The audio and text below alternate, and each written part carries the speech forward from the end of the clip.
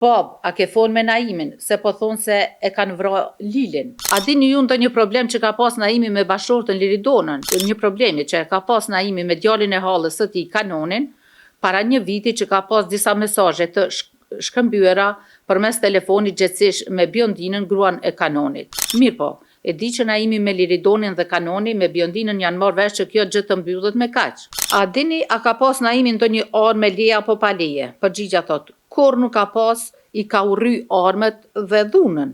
Gjatë vrasjes të ndjerës Liridona Murseli është shkrepur një plumb dhe është gjetur gëzhoja.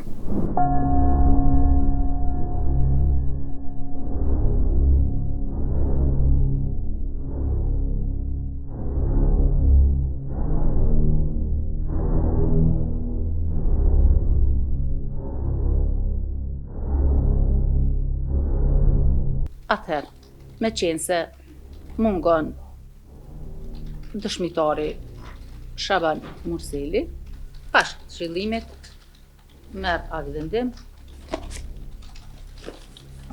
lexohet deklarata e dëshmitarit Naim Shaban Murseli,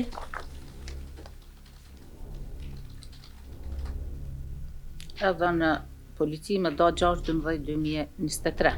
Djalin Naimin e kemi martuar në vitin 2010 me Liridona Demajn nga fshati rreth Racaj.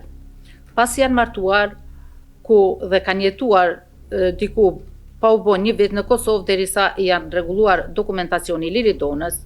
Pastaj kanë ardhur në Suedi ku kemi jetuar shumë mirë gjatë gjithë kohës, ku kanë punuar të dy dhe kanë besuar se kanë një jetë shumë të lumtur.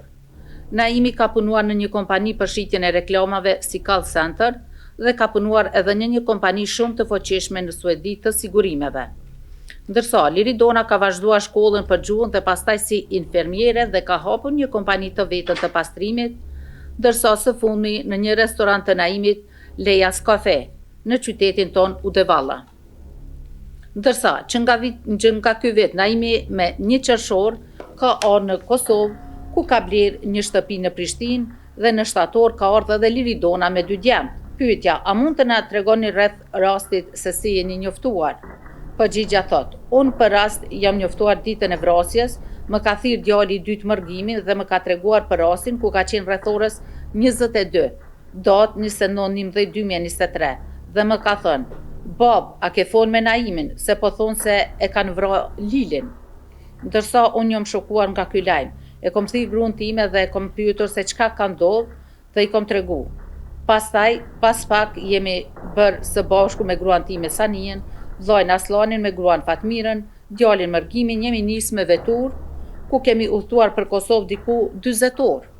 Dhe kemi mbërrit me datë 1/12/2023 në orën 6 të mëngjesit, në shtëpi dhe në fshat, ku kemi takuar të gjithë familjen. Nuk kam mundur të pyes askënd rreth rastit, me qenë se ishim shumë të zënë me procedurën e varrimit dhe rreth pritjes së njerëzve.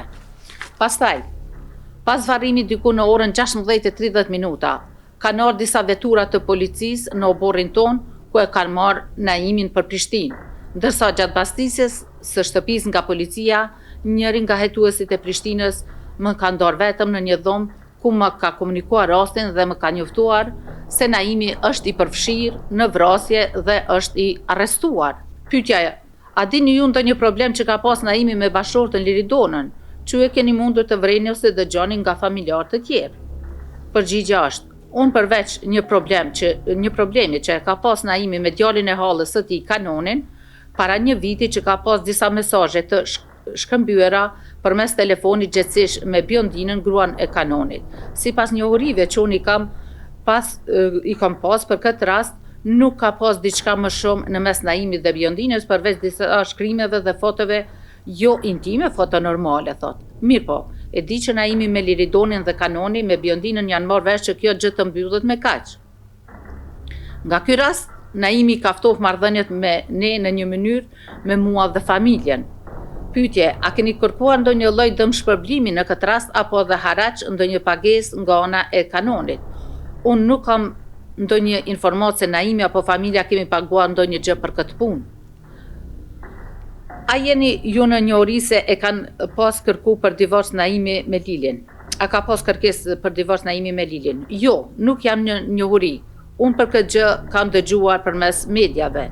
Pyetja, e dini se si kanë pas marrëdhëniet Liridona me Naimin, kohëve të fundit? Përgjigja thot: unë nuk kam vrej ndonjë ndryshim në marrëdhëniet e tyre.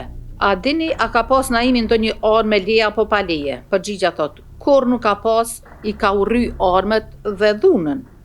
Pyetja, me këndë shoqëruar Naimi në Kosovë? Përgjigja thot: vetëm më së shumti me kushtrim kokallën dhe nganjëherë me kanonin. A njeni personin Granit Pllova? Unë kur nuk kam dëgjuar për këtë djalë, me qenë se babajnë e tij e kemi bashkëratar dhe njihemi me ta. Pyetja, a është shoqëruar Naimi me Granit Plovën dhe a i keni parë ju ndonjëherë së bashku? Përgjigja është: jo, kur nuk e kam pa me të dhe nuk besoj që është shoqëruar me të.